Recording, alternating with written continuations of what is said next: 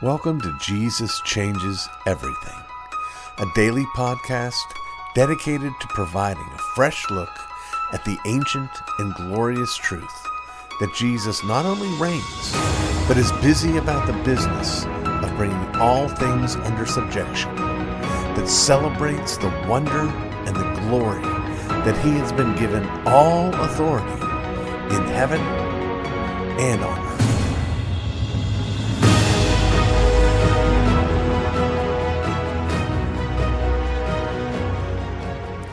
It's Tuesday, and that means it's time for another of our ism segments. But it's not just any Tuesday. It is the first Tuesday after the first Monday in November when we have a national election. And so it's fitting that today's ism would cover anarchism. Anarchism is an ideology that affirms that there ought to be no civil government. Anarchism is an ideology that says there ought to be no civil government. Arche is the Latin word for ruler. An is not. So it's no rule-ism or no ruler-ism. And believe it or not, it is actually an ideology that's not only believed by some, but it is sought by some. And that's one of the places where it gets a little bit complicated, because anarchism is not just an ideology. There are people out there who are anarchists in the sense that, not that they have an ideology that makes them say there should be no government, but simply they want to see things burn. They want to see things torn down and fall apart. And they may be big government people. They may be socialists, they may be communists, they may be fascists, they could be any of those things, but believe that the way to get there is by creating chaos. You may know that World War I was sparked by the assassination of the Austrian Archduke Ferdinand. What you may not know is that the fellow who was guilty of that crime was himself an anarchist. So this is not an ideology that hasn't had an impact on our history. Now, the reason I think it's fitting today is because whatever happens in today's election, there's going to be some people that are very, very unhappy. This is a strikingly strident election season, and whoever loses, those people are going to be unhappy. And what may come to pass is what we might call anarchy in the streets. There may be riots, there may be civil unrest, there may be violence. But here's what I want us to remember. However bad a particular politician might be, it is almost certainly the case that that ruler is preferable to no ruler. That anarchy is the worst possible outcome. And there's a reason why. Because anarchy, at the end of the day, and this is one of the reasons why I reject it, even though I would describe myself as a minarchist, which is someone who wants a minimal amount of government, an anarchist actually doesn't, if he succeeds, end up with no government, but ends up with a cajillion governments, because every encounter becomes one where might makes right. So that if there is no government, then I'm walking down the street and my neighbor pulls a gun on me and takes my watch or something. That's anarchy. If there's no government to appeal to. And then when I walk down to the next block, the next neighbor, takes my car keys. That's just another government. If you've been listening, you'll remember that we've talked about that it is the very nature of government to be an agency of force. But you should also know that God, in giving the power of the sword to the state, is calling the government to be an agency of force with the purpose of punishing evildoers. That is, to restrain those who would exercise force on others, whether that is theft or physical harm. So anarchism is this ideology that says there should be no government, and this pipe dream that this will be a kind of paradise, when the reality is it can't even be. There will always be rule. Nature abhors a vacuum, and so does power. But it's also something, anarchy, maybe not anarchism, but anarchy is something that we've had something of a taste of over the past summer, as we had riots in our streets, and we may have yet again and very soon. What we need to remember, however, is that at the end of the day, the arche is Jesus. He reigns over all things. He has all power and all authority, and he establishes every power and every authority, even the bad ones. You know, one of the things that we learned, though we should have known it beforehand, when we went into Iraq and toppled the regime of Saddam Hussein, who was a nasty bit of work, we discovered that this did not end hardship in Iraq, because all it did was leave room for a bunch of lesser tyrants to oppress the people and fight with each other and create various and sundry forms of violence. We went from a totalitarian regime with Saddam Hussein to a level of significant anarchy without him. So remember that principle. Be careful what you wish for. And be grateful, whoever wins the election, be grateful that we live in a country that has an orderly handing off of power from one term to another. We live in a country that even when we have bad rulers, we have rulers. Give thanks.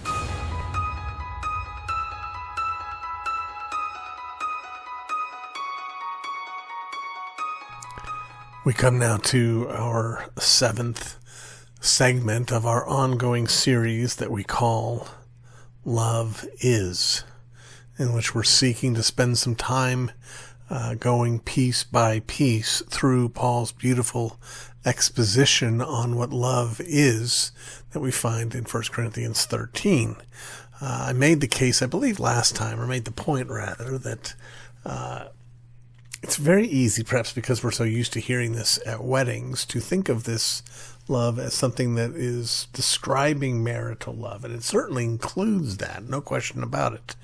But I want us to make sure we don't stop there. I want us to understand this is talking about also our relationships with each other. You know, the Bible commands us to love one another. And when we ask what that means, what that looks like, here is our answer. Now, in this particular segment, we come to verse 7, where we read that love bears all things, believes all things, hopes all things, endures all things.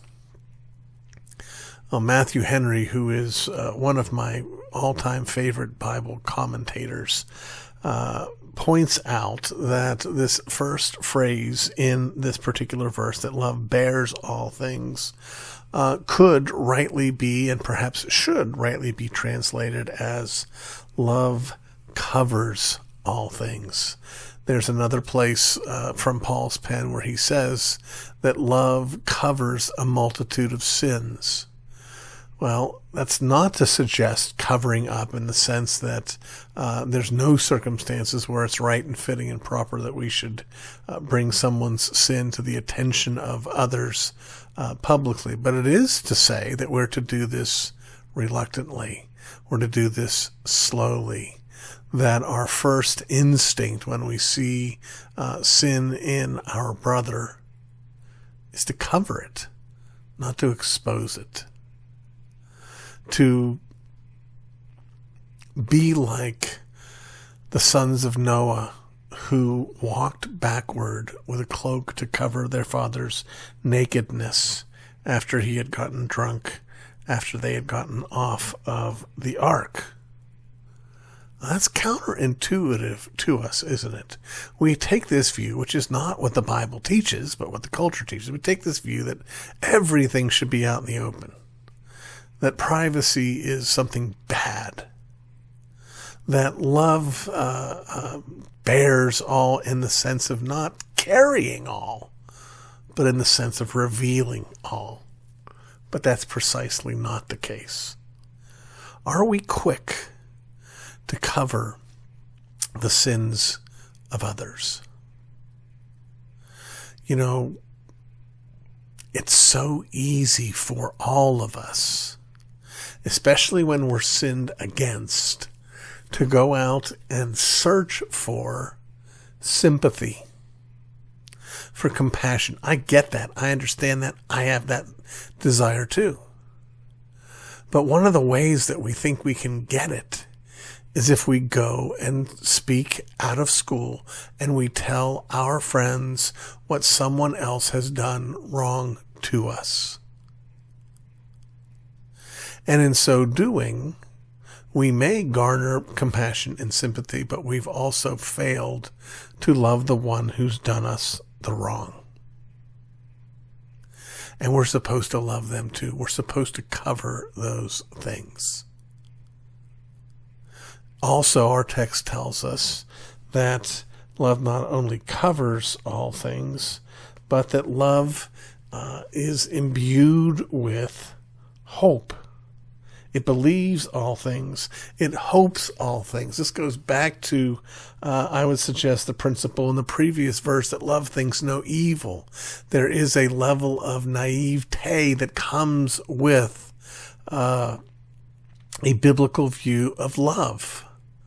We have the expectation that those around us are acting with honor and integrity. It's a wonderful story. I'm sure I've told it before. I think it's beautiful. I'm going to tell it right now. It's the story of Thomas Aquinas. And we know Thomas Aquinas was certainly the greatest mind of the second 1,000 years of church history inside the Roman Catholic Church. He's, Augustine in the first millennium, Aquinas in the second. Just a titanic genius. But he also had a very tender heart. And when he was a student at the seminary, he came to class late one particular day. And all the students were in the classroom when he walked in. The professor was not. And the students were all looking out the window, craning their necks. And they cried out to Aquinas, "Thomas, come, quick, look, there are pigs flying." And Aquinas rushed to the window to look out the window at the flying pigs while all of his classmates fell on the floor laughing. And Aquinas said to them, "I would rather believe that pigs could fly than that my friends and my classmates could lie to me." Boy, that's a mic drop moment before mics even existed, isn't it? Well, that's what believing all things does. We trust, even when it's scary, even when it's dangerous. We hope, because that's love. My father, God bless him, my father was one of the most naive men I've ever known, who simply couldn't imagine that anyone would try to harm him or use him. And there's a beautiful reason for that. It's because it didn't cross his mind to harm other people or use them. And he just thought that was normal, to not want to do that. That's what love does. That's what love calls us to. Let's ask the one who loves us to give us the strength to live as he calls us.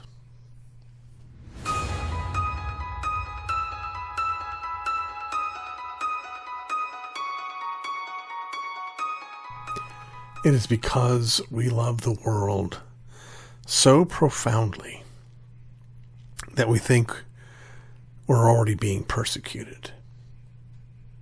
That is, we see ourselves as bold prophets confronting the sin of the world because we vote for candidates approved by the National Right to Life. We watch pundits on CNN mock us. We might even face a moment or two of awkwardness at work when word leaks out we're opposed to murdering babies. We conflate having our feelings hurt with being burned at the stake. We think that because we are, mostly secretly, part of that group that secular world thinks weird and mildly annoying, that we're Polycarp. Of course, the even more craven wing of the evangelical church only encourages this. That there are those who profess to be evangelical who vote for Democrats is proof to us that we are the hardcore ones. We are bold, world-denying people because we have attended a Trump rally. We're Elijah on Mount Carmel because we sent Christianity Today a scathing letter. This, friends, is one of the reasons why I strive to encourage people to go and visit their local abortion mill. We go, of course, to prophesy against those who work there or those who are customers there. We go there to preach the gospel and to see lives and souls saved. We also go, however, to come face to face with our own failures. One cannot spend 2 hours outside the mill and come away thinking, I need to work harder next election cycle to get the less pro-abortion guy into office. Instead, one beats one's breast, crying, Lord, be merciful to me, a sinner. One comes away repentant. What clued me into this delusion, however, isn't the abortion issue, but the homosexual marriage issue. We have witnessed in less than half a decade a titanic propaganda triumph of the left. Gay marriage has gone from a bizarre pipe dream among the fevered brow flouncers down at Queer Nation to a civil right. Decent people who were naturally repulsed by the perverse assault that is gay behavior suddenly are made to feel like Bull Connor. And if there's one thing evangelical Christians can never abide, it is being considered not nice. Watching the rhetoric ratchet up even over the past few months, I began to imagine the actual beginning of genuine persecution of the church. They will not abide our conviction that they are in grave sin. So surely they will come after us. Then I realized they will never catch us. We are too good at retreating. If for 40 years we have failed to stand for the babies, such that either they become protected by law or we become martyred for our faith, then neither will this latest moral sexual atrocity cost us our comforts, our ease, our respect. In 5 years, there might be a few of us still talking among ourselves about what should be done about homosexual marriage. We might have a few fringe ministries trying to scrape by and fight a battle the rest of us have forgotten. But it will become as much a part of the landscape and invisible to us as abortion has become. Just a seedy reality we don't approve of, but would rather not think about. Of course, we'll still be busy growing grace-based churches. We'll still hold conferences on living gospel-centric lives. We'll still write learned defenses of what Jesus actually said. What we won't do is depend on His grace while repenting of our failure to call the world to repent, as Jesus told us to do. And the world will know us for what we are, mildly annoying, but harmless. You've been listening to the Jesus Changes Everything podcast, a production of Dunamis Fellowship, the teaching outreach of Dr. R.C. Sproul Jr. If you've enjoyed this podcast, we encourage you to subscribe, which you can do at all the usual outlets, to tell your friends, and to spread the word. To learn more about the work of Dunamis Fellowship, please visit rcsproulJR.com. And join us next time on Jesus Changes Everything.